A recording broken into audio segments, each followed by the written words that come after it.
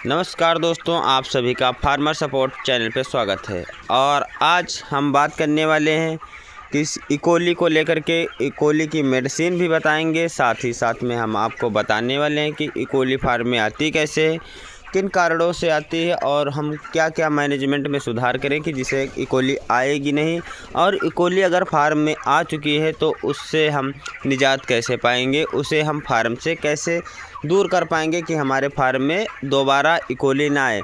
बहुत ऐसे फार्मर भाई हमारे हैं जिनके फार्म में हर लॉट में एक बार इकोली की समस्या देखने को मिलती है और ज़्यादा से ज़्यादा उनका नुकसान भी हो जाता है और बहुत अधिक मात्रा में मोडल्टी भी हो जाती है। तो इकोली से ऐसा नहीं है कि मोडल्टी ही होती है, कभी कभी ऐसा होता है इकोली जब हल्की सी बनती है तब बर्ड की मोडल्टी नहीं होती है। तब बर्ड क्या होता है, वो फीड इंटेक कम कर देता है और साथ ही साथ में वाटर इंटेक कम कर देता है। और उसकी पहचान किन लक्षणों से की जा सकती है, एक तो बर्ड महसूस करोगे आपकी उसको ठंड लग रही है और उसके जो पर होंगे, पंख होंगे, वो बहुत जल्दी बड़े हो जाएंगे। उसकी बॉडी जो है पंख से पूरी भर जाएगी, एकदम पूरा वाइट हो जाएगा। वो मतलब ब्लैक है या वाइट है, जिस तरीके से उसके पर हैं उसी तरीके से वो पूरा ढक जाएगा। और साथ ही में वो वाइट वीट करेगा, सफ़ेद वीट करेगा, मतलब जो भी वो खाएगा जब वीट करेगा वो सफ़ेद होगी। तो ये इकोली का मेन लक्षण ये होता है कि हम उसे पर से पहचान सकते हैं और साथ ही साथ में उसको ठंड लगने वाली जैसी समस्या से, और उसके पैर भी सूखने लगते हैं और उसकी बीट को हम देख करके पहचान सकते हैं। तो आप लोगों से अनुरोध है कि आप जब भी सुबह मॉर्निंग टाइम में सो के उठते हैं तो एक बार फार्म का राउंड मारें। सबसे पहले बीट पर ध्यान दें और बीट पर ध्यान दें। बीट पर ध्यान देने से होता है कोई भी अगर बीमारी आती है तो सबसे पहले हमें बीट पे ध्यान देना रहता है। अगर बीट गड़बड़ है बर्ड की तो कोई ना कोई बीमारी आने का संकेत हो सकता है। तो हर तरीके की बीमारी, हर तरीके के बीट अलग हो जाती है। तो कॉक्सी वगैरह होती है जो जैसे कच्चा दाना बीट में देने लगते हैं तो उसको कॉक्सी बोलते हैं। अब जैसा कि मैं अपने फार्म पे अभी जब पहुंचा तो देखिए यहाँ पर ये ड्रिंकर खुल चुका था और देखिए ये पानी भर चुका। हालांकि इसमें बालू पड़ा हुआ फार्म में, तो अभी ये पानी सूख जाएगा कुछ देर में, तो इससे कोई प्रॉब्लम नहीं होगी। इस पर हम चूना डलवा देंगे।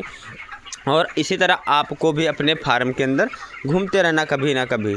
और हमारे फार्म के अंदर फोगर सिस्टम भी लगा हुआ है, लेकिन मोटर किसी रीज़न बस वो ख़राब हो चुका तो मोटर रिपेयर होने के लिए गया है, तो इसलिए आज फोगर नहीं चल पा रहे हैं। वरना हमारा बर्ड जो है ये पंप नहीं करता, दोपहर में जो गर्मी होती है उससे पंप नहीं करता। तो इकोली को लेकर के हम बात कर रहे हैं, तो इकोली के बारे में हम आपको बता दे रहे हैं। तो सबसे पहले अगर इकोली आपके फार्म में आ चुकी है तो आप या तो सैनिटाइज़र का प्रॉपर तरीके से यूज नहीं किए हो तब आ सकती है, या तो आप जहां से पानी लेते हो, जिस बोर से पानी लेते हो उसका पीएच लेवल आप नपवा लीजिएगा। पीएच लेवल गड़बड़ होगा। 6.7 से लेकर के 6.5 से लेकर के 7.5 तक पीएच लेवल होना चाहिए।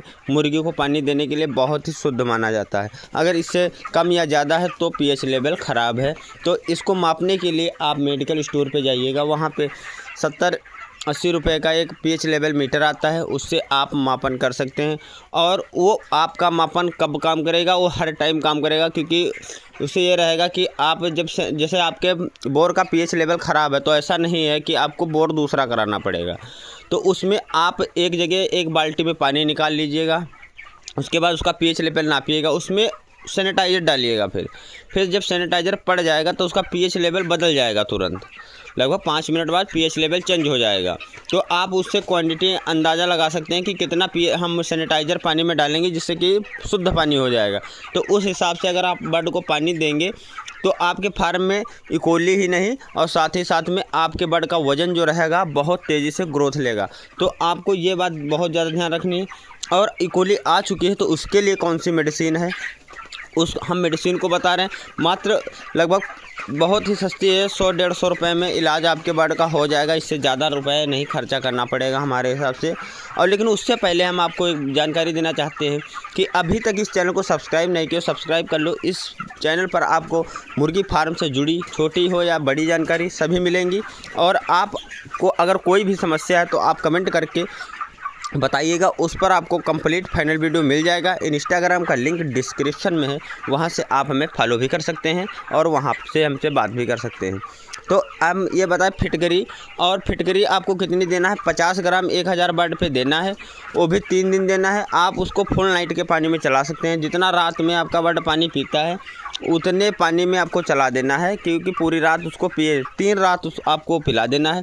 और दिन के पानी में क्या करना है, आपको सैनिटाइज़र प्रॉपर तरीके से 24 घंटे चलाना है। और दिन के पानी में H2O2 अगर आपके पास है तो 5 लीटर पानी में 1 ml H2O2 के हिसाब से आपको देना है। और सैनिटाइज़र और मेडिसिन देने का नियम ये होता है, आप क्या करते हो, सैनिटाइज़र और कोई भी मेडिसिन दे रहे हो तो सैनिटाइज़र मेडिसिन साथ ही में टंकी या ड्रम में जिसमें डालते हो, दोनों चीज़ साथ ही में डाल देते हो। ये आप बहुत बड़ी गलती कर देते हो, तो आपको ऐसा नहीं करना है। आप जब भी सैनिटाइज़र डालें या सादा पानी लगा रहे हैं तो कोई बात नहीं, लेकिन अगर आपको मेडिसिन भी देना है और सैनिटाइज़र तब भी आप दे सकते हैं।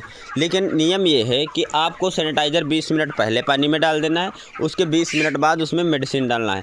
ऐसा क्यों मैं बोल रहा हूँ, अगर आप सैनिटाइज़र और मेडिसिन दोनों एक साथ में डाल दोगे तो ये हो जाएगा कि आपकी जो मेडिसिन थी उसको भी वो नष्ट कर देगा, क्योंकि वो बैक्टीरिया नष्ट करता है। मेडिसिन जो भी होता है उसमें कोई ना कोई पॉइजन होते हैं ऐसे जो बैक्टीरिया ग्रोथ वाले होते हैं, या किसी प्रकार के कुछ ना कुछ उसमें पाया जाता है, तो उसको भी वो नष्ट कर देता सैनिटाइज़र। तो आप जो मेडिसिन देते हैं तो उसका कोई भी लाभ आपको नहीं मिलने वाला है।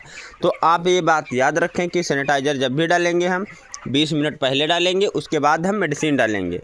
और हमारी दी गई जानकारी से आप कितना संतुष्ट हुए हैं, ये इसकी जानकारी आप हमें कमेंट में दे सकते हैं। और आपको वीडियो कैसा लगा वो भी बताइएगा कमेंट में, और एक प्यारा सा लाइक कर दीजिएगा। अगर कोई प्रॉब्लम है भाई तो आप हमें कमेंट करिए, उस पर हम आपको वीडियो देंगे।